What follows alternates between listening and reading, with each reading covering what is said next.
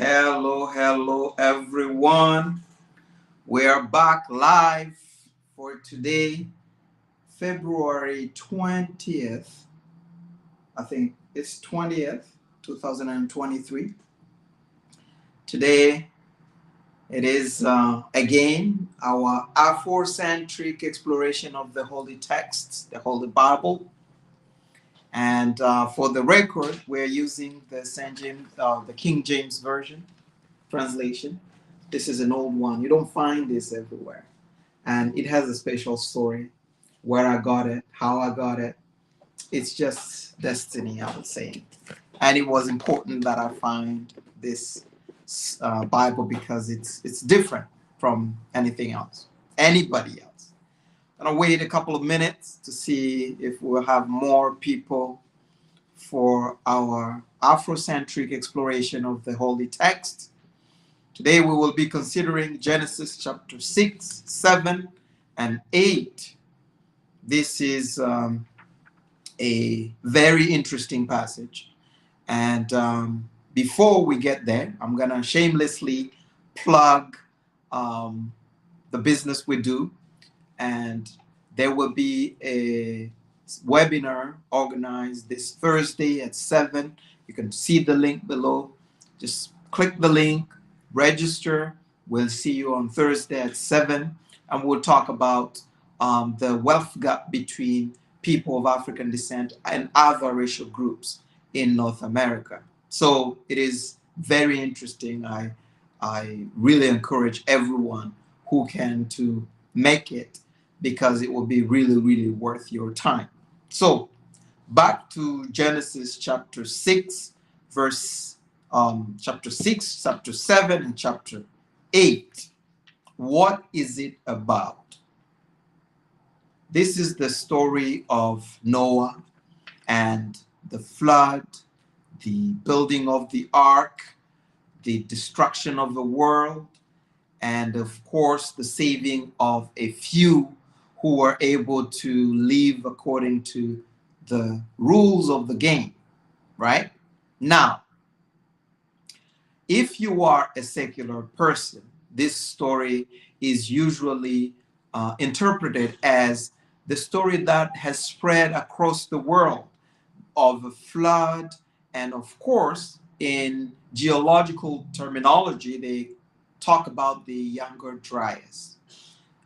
12,800 years ago, there was a series of comets and that hit the earth and destroyed life. And this story is found everywhere. If you want to know more about the Younger Dryas and some of the geologists who have had a different approach to it, there is a series on Netflix by Graham Hancock, and it is what is that? Ancient Apocalypse. That is a must see if you want to understand. This is really in connection with this chapter 6, 7, and 8. All right.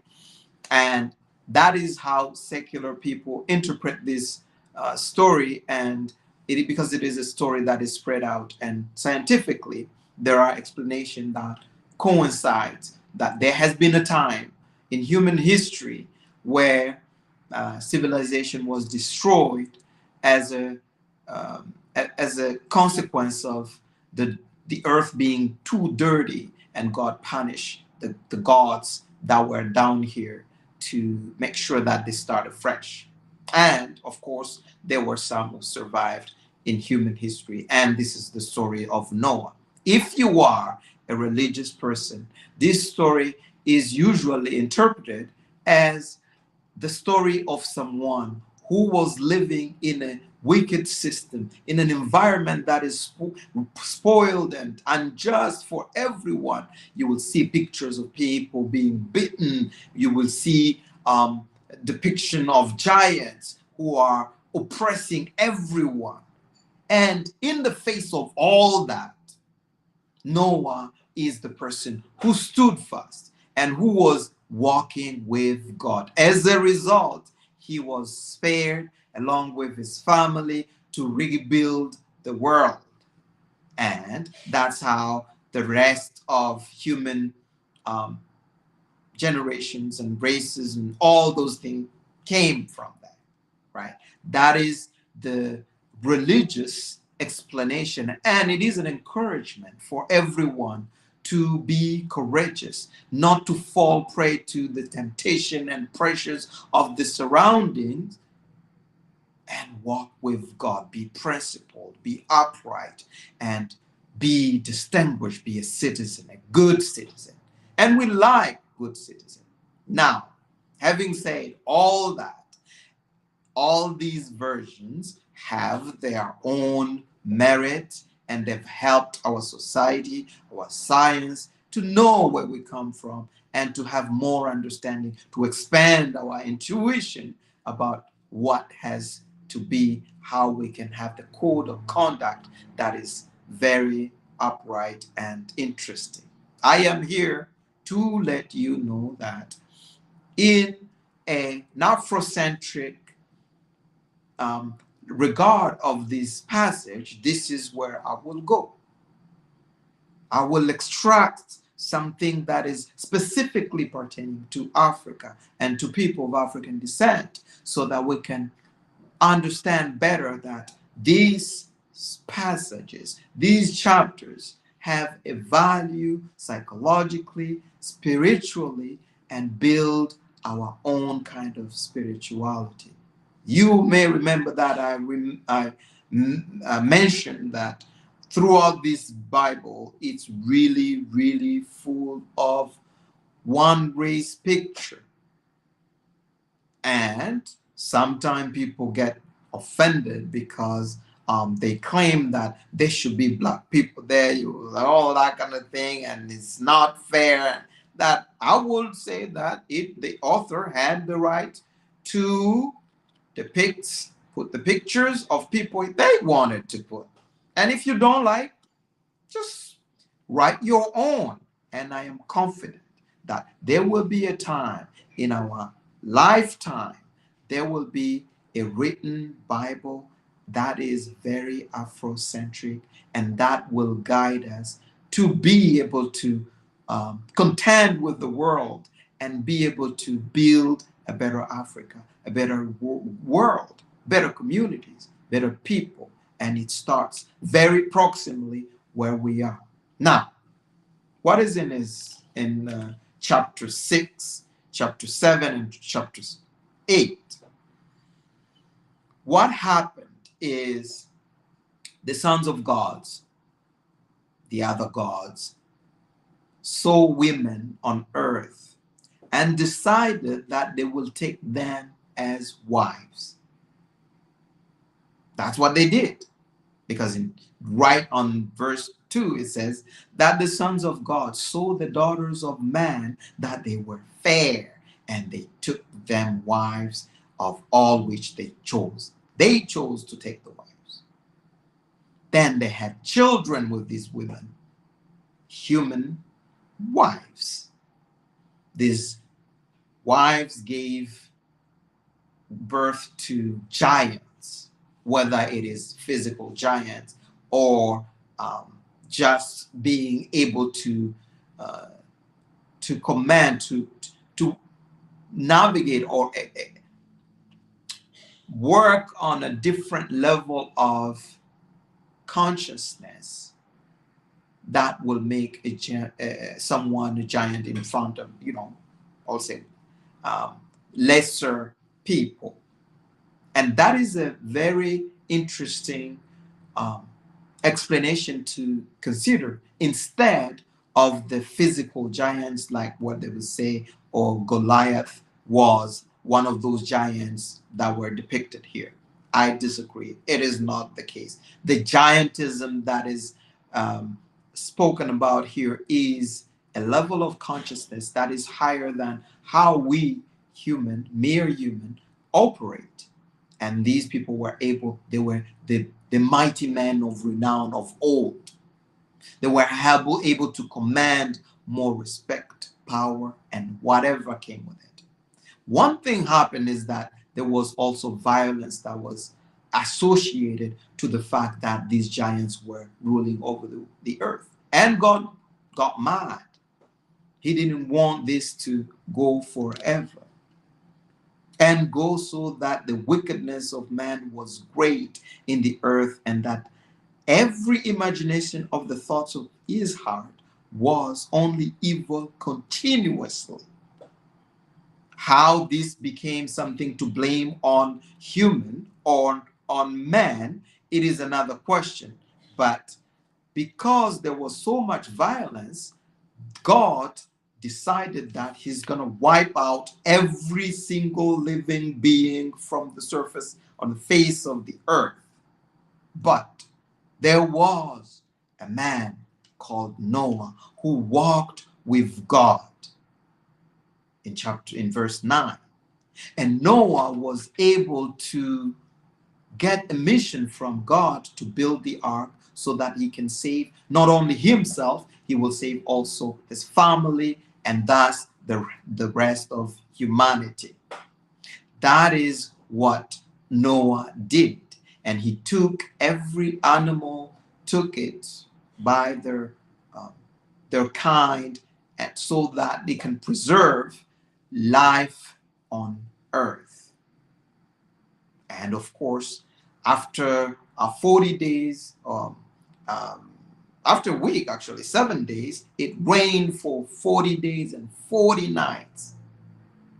And there was water 150 days after that, 5 months.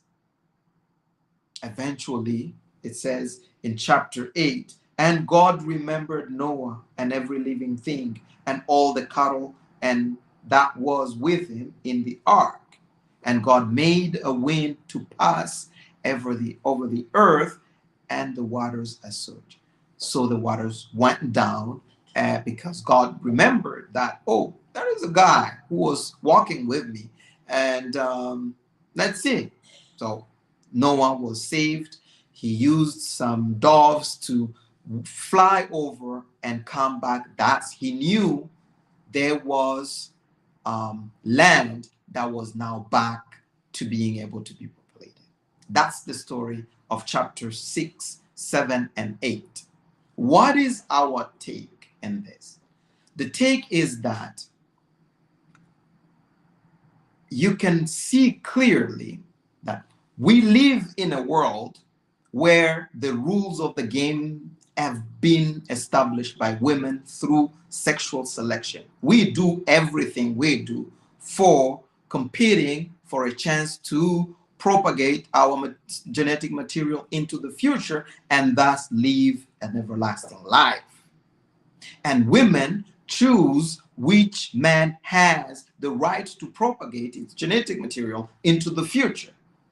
Those are the rules. We compete through our skills, through our abilities, and through our purpose. And the best way to achieve that is to find your purpose and work toward that wholeheartedly. The chances are you will find one wife that will see the potential of you being able to build that vision, that purpose, and the wife will serve as a protector, the guarantor, nourish that baby spiritually and physically so that you can achieve what you were meant to do on this planet.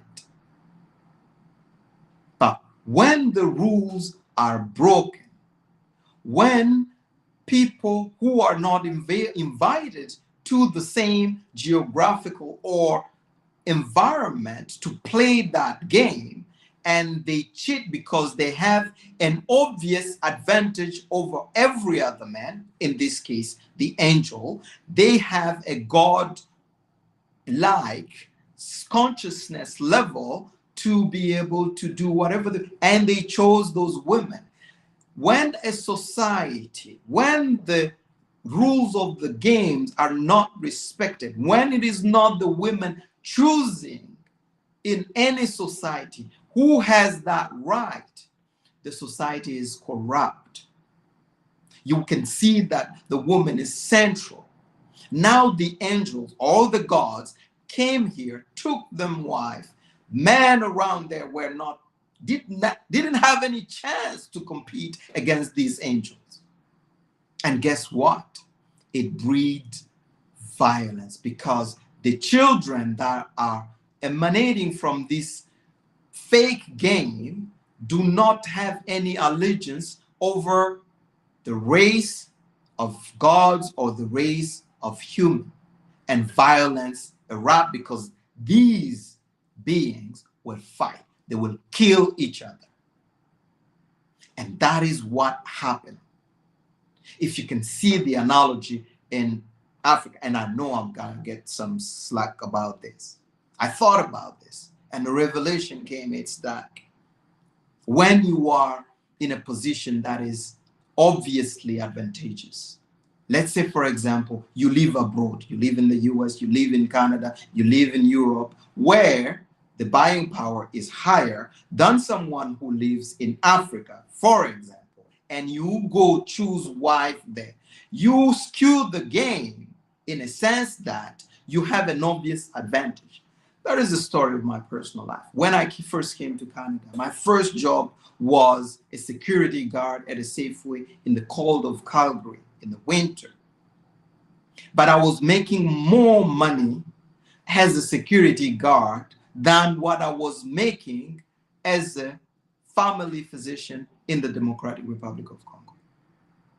That afforded me a buying power that someone of that caliber in society will not compete with me, because we live in a world that is purely materialistic, and there it doesn't have anything about purpose, doesn't have anything about values that have been broken. There are so many ways to make money in a fraudulent way, but few ways for you to make money legally. Larger is the road that leads to perdition, and smaller is narrow is the road that leads to everlasting life. These are things that we know. And it means that when someone is able to do that and take wives in an environment where the level of consciousness is, for the majority of the time, not as high as where we are, because the exposure and our intuition has been broadened as a result of mixing with other races, other cultures, and we normalize them. Whereas in Africa, there are people who are still scared of Chinese, of white people. They even think that Mexican are white people too. It's there, and I mean, it's not like I used to be one of those people. Now you are in a position where you have shed all those superstitious and false ideas of value to go and get wife in a country where you have an obvious advantage. What will happen? It will collapse. It will collapse to the point where not only you will lose, but also those who are there will lose. Everybody loses, be it the woman, the children, or the ones that are there in Africa. On the contrary, there is a way, this is a call for us to elevate the level of consciousness where we are locally. And you can see that we people who live in the diaspora, or people, for instance, who work for NGOs, who don't know anything about where that money comes from. It comes from commercial of African kids whose like mosquitoes and flies are all over their faces so that they can get money, $28, $10 per month from these elderly people. There's no enterprise in what they do, and they will put all these long forms. I mean, I have little respect for the way we people of the diaspora show off when we go to Africa. The way people who work in NGO show off in front of people who don't have those opportunities. It's not like you've earned it. There's nothing that you've built. It's aid, it's not trade. And we should be ashamed of thinking that we can circumvent the rules and go there pick, because we will pay the piper. I don't know many relationships that are based in a crooked way of looking at things that have succeeded. Chances are that you will pay the piper. So when you are abroad, you are in Canada, you are in the US, you are in Europe, find wife where you are. Otherwise, you will be sorry. I know many people. The ones that I've seen succeeding is those ones who have come with their spouse here. They were there already as a couple and they built, and we encourage them. But those who circumvent these rules, they will pay. And we all suffer. And we all contribute to the fact that Africa is in the shape where it is, where people who feel like they have an expanded consciousness will come and dictate things to our leaders. Because even our leaders are not free. You tell me any African leader who is free, then I will tell you how much you lie. Because other world leaders from other places do not respect them, do not consider them at the same level. They lecture them. And if not, they fake respect. Behind closed doors, they don't. And we play the same game like those ones are playing. And we will go form and build a society based on those things. Now, the question is like, can a woman do that? Can a woman go and marry someone outside of the continent? I would say yes, because they set the rules. But it's tricky. It's tricky when it comes to the point where the woman, because they have a higher level of consciousness, I would not even say higher level of consciousness, maybe a buying power that is higher than the person who is out there, it is more likely that the level of respect or the level of protection in terms of seeing the spirit within the man that carries that purpose is very difficult to see that. Although there's nothing wrong with the woman providing for things that are there to protect the purpose that is in play. So this is what you can get from me. If we think in these terms, it really calls us to reconsider our ways of dealing with our choices. And of course, it happens that we will build a just society, a better continent. We will be building ourselves right, our families, our communities, our countries, our continent, and why not a better world? That's what I have for you today. We will go back on Wednesday with chapter 9, probably 10, 11, and see what we have there. Until then, bye-bye. Don't forget to click on the link for the webinar, and I'll see you on Wednesday.